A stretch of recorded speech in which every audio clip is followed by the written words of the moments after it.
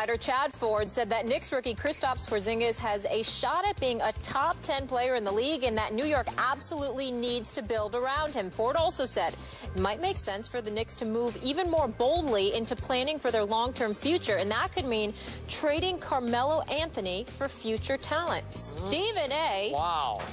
This is a new development. Wowzers, yes. Should the Knicks build around Porzingis? Hell no. Hell no. All right, let me be very, very clear, okay? Because we work with people here. Sometimes they do polls, they write articles, just like we say things they don't agree with. They say and do things we don't agree with. Ain't gonna call nobody out. Everybody's entitled to their opinion. I think Porzingis is talented. I think he's got a future. I think he's got a chance. But to trade Carmelo Anthony, their best player, is asinine. That's number one. Number two, and more importantly, you know what really bothers me that no one is seeing the big picture about? Okay. Phil Jackson's being let off the hook. Phil Jackson, when I went off about Porzingis, it was not because he could not play. It was because he was perceived as being a project that would be ready to produce in 3+ years. That was what we were told. I didn't see him. He was playing in Europe. I never saw the guy play. Yeah. What I was saying was, wait a minute.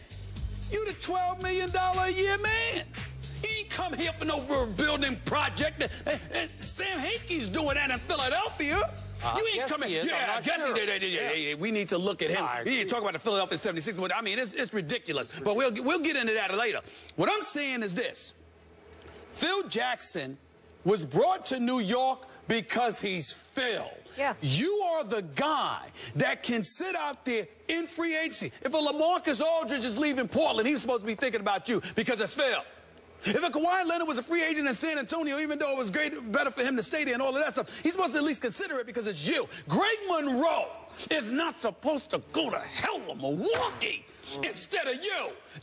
This is what Phil Jackson was brought here for. And the fact that everybody just glosses over it, now that he's getting hired, he gets to sit in the cut, chilling like it's nobody's business, like he's a regular GM making $1.5 to $2 million. This man is getting paid $12 million. And all you got is this, a 5-year plan? Magic, okay. Sorry. No, I'm not buying that. Okay, but no. Chad Ford was on record before the draft. The Lakers should have taken Porzingis at number 2, and I think he was right. Well, listen, Porzingis is not 5 years away from being pretty good in this league. He's already pretty good. He might be the rookie of the year this year. I don't think that's saying much. Well, you got to embrace that. You got to say, well, at least we got that. Well, again, don't get me wrong. Porzingis is, I like what I've seen. Yeah. And I'm not knocking Phil for it in that regard. What I'm saying is, I don't want to hear about a 5-year rebuilding plan. We don't need you at $12 million a year if that's what you're doing. You're supposed to, that's what I work, I can live with that. Right. That's what I want to hear. I want to hear the 5 years. Do I look like I got 5 years? Okay. But I'm seeing I'm seeing Dirk who can play some defense. That's what this kid is. No? Dirk? Yeah. Did you just say Dirk? I did say it. I just said it. Oh, you just insulted Dirk Porzingis. Yeah, I didn't insult him. Knicks rookie with at least 3 double-doubles in his first 7 games since 20 Patrick years old. Ewing. He's 7'3" and can move. He better do something. We got to move on. Wes Welker had finally found a place to play, and we'll tell you where it is after the break.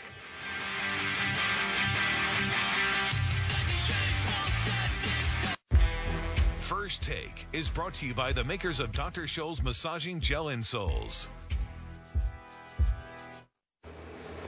Despite his concussion history, the Rams, bless you, have signed Wes Welker. We're having a lot of sneezes. Skip, do you fear for the Rams in terms of Welker's health? Boy, I think he should fear for his own health. But, Stephen A., my opinion of this is if Wes Welker wants to risk his long-term health, that's his right. I just say God bless you. It's his right. I am worried about him, though, but it is his right to do it. I wish him nothing but the best because he's good enough to be in this league talent-wise. Just those concussion issues is a problem. As for Stedman Bailey, here we go. Give me the camera, please. Oh. Stay off the weed. Sorry I had to say it again. But we can't help ourselves. We're assuming, of course, is, you know, violation of league drug policy, 4 games. What else is there to assume, right? Thanks for joining us. Jeezy's here tomorrow. Can't wait. The Bears get their third victory of the season, defeating the Chargers at Qualcomm 22-19. Philip Rivers threw for 280 yards in the loss, giving him 3,033 for the season. That marks his 10th straight season with at least 3,000 passing yards, tied for the fourth longest streak in NFL history. Pretty impressive. But his team has just 2 wins this season and holds the last spot in the AFC West. Skip, how would you rank Philip Rivers' career? I don't know for sure. This guy baffles me. He's always baffled me. We did a show in Miami around the time LeBron broke through and won his first ring. Remember that, over the Thunder? Mm-hmm. And we had a question in the show about Philip Rivers. It's about which athlete needs to break through now. Who has the most pressure on him? So I'm going back, what is that, 5 years almost now? 4 years? And I picked Philip Rivers. He needs to validate his sort of top 10 ranking as a top 10 or even top 5 quarterback statistically with something big in the playoffs, a big playoff run. And the only way I can rank him is to compare him to your guy Eli Manning, because we have to go all the way back to how this started, right? 2004 draft. Okay, Eli says, nope. The Manning family says, nope, to San Diego. No, we don't want San Diego. We want to be in the Big Apple. You know, we want to play for the Giants. That's right. Smart move. They force a trade, and so the Chargers get Philip Rivers effectively, and they get picks with which they took Sean Merriman and Nate Kading, the kicker. Pretty good deal. Yeah. You know, pretty good. Okay. And what has happened? Okay, this is my bottom line on Philip Rivers. Every time I watch him, I feel like versus Eli, Philip Rivers comes off to me as a constant overachiever. Eli comes off to me as a little bit of an underachiever, because I think Eli has big-time ability, and we talked about his blue-blooded sort of background and the base of confidence that he has, the bedrock of confidence that was instilled in him by his father and his big brother, all of his brothers. Yep. And in Philip Rivers, I always see a guy who comes across as a hard luck loser to me. He's always like, it's just, I'm so close, but in the end, I'm a hard luck loser. We got injuries, didn't work, you know. He was up at the podium last night saying, well, it's just, we just don't have enough to quite, we're so close, but we just can't get over the hump. We've been so close in all these losses this year, can't quite get there. And Eli has been the occasionally lucky winner. But mostly, when we look at Eli's career, he's got 2 rings, and that's all anybody really cares about is, and I think they were like near miraculous playoff runs, but I got to give it up, because he's got those 2 rings, right? He shows, okay, in the Gatorade commercial, 2 rings. Okay, great. I'm impressed. Philip Rivers got none. And it's starting to feel like he's 33, almost 34. Eli's now 34, going on 35. But it's starting to feel like Rivers is always going to be a little bit of a hard luck loser. He's got talent. He's got the quirky motion that he never could quite get rid of. But he still comes across as something of a gutsy gamer overachiever, while Eli can be beautiful to watch. When he gets in rhythm, he looks like a top 5 quarterback. He looks like the prototypical NFL franchise quarterback to me, Eli Manning. I mean, nobody throws a prettier deep ball, or when he gets in rhythm. Now, he'll throw picks, but man, when he gets going, there's nobody who scares me more to root against him than Eli Manning.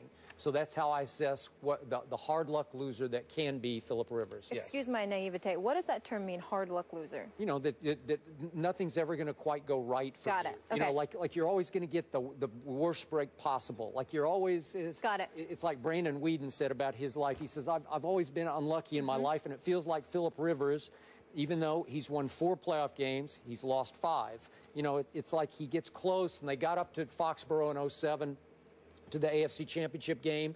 And then I'm not sure what happened to LaDainian Tomlinson, but he got into it with North Turner, and they had some conflict going on, and it just wasn't quite right. And it was Tom Brady, and that's as close as you're ever going to get. And then Tom Brady went on to lose to Eli in the Super Bowl. What has made the Giants successful is not just the requisite abilities of an Eli Manning. It's the continuity that they've blessed him to have with Tom Coughlin. Yep. I've lamented on at least 2 occasions that Tom Coughlin should have lost his job over the years. Missing the playoffs 5 of the last 6 years, et cetera, et cetera. Before he won the Super Bowl the first go-around in 27. in 2007. Yeah. He was on a hot seat, okay? And then they went on and they won the Super Bowl.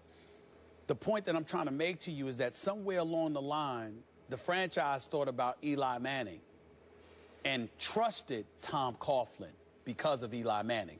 If a quarterback change had took place, I think Coughlin would be gone. And the reason why is because if Eli's your franchise guy, then you have to have the guy there that he's most comfortable with and who can get a lot out of him, which is Tom Coughlin, who we all know to be an exceptional coach. I'm just thinking about his record. Certainly not questioning his competency in any way.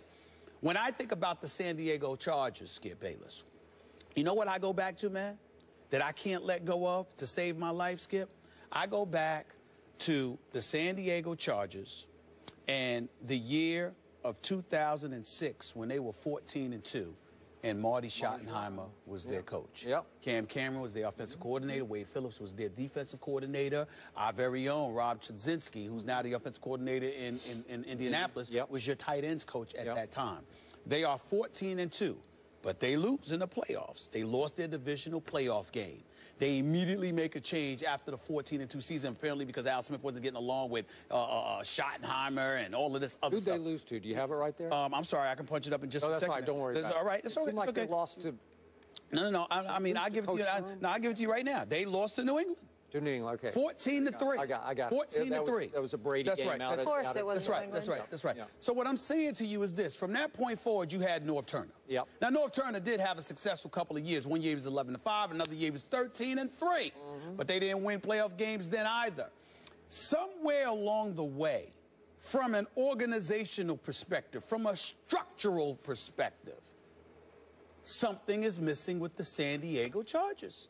And that has affected and contaminated Phillip Rivers. Because when I look at Phillip Rivers, who's in his 12th year, and I see him throwing for over 3,000 yards, and I see a QBR in the 60s, and I see a quarterback rating of 100, and I see him completing about 68, 69% of his passes, I'm like, excuse me, those are the kind of things you want from your quarterback. So regardless of what struggles, and I love the analogy that you use about him being a bad luck kind of guy, because in a roundabout way, what you're saying is, it ain't him. He's a part of it, but he ain't the reason. And so that's the sad part about it. He's wasting away in San Diego. I know he's got, I mean, him and his wonderful wife just had, what, their 8th child, I believe? 8. Okay, 8, okay? 8 is enough, I guess. Maybe it is. I don't know. I don't know. That's the name of a television show from a long time ago, who don't remember. Well, that was way before my time. Yeah, you stop it. So here's the deal. I'm looking at it from that perspective, and I understand him wanting to be in San Diego. The weather's beautiful, it's nice. You're very comfortable out there. They treat you like royalty. You're Phillip Rivers. But if you want to win, he might be better. I know he's got a no-trade clause in his contract, new 4-year deal, I believe, before the season. Yeah. I know all of that. But he might be better off going to... Let me tell you something right now. Could you imagine what Phillip Rivers would do with the Jets? Could you imagine what he would do with a few other teams? Could you imagine what he'd do in St. Louis?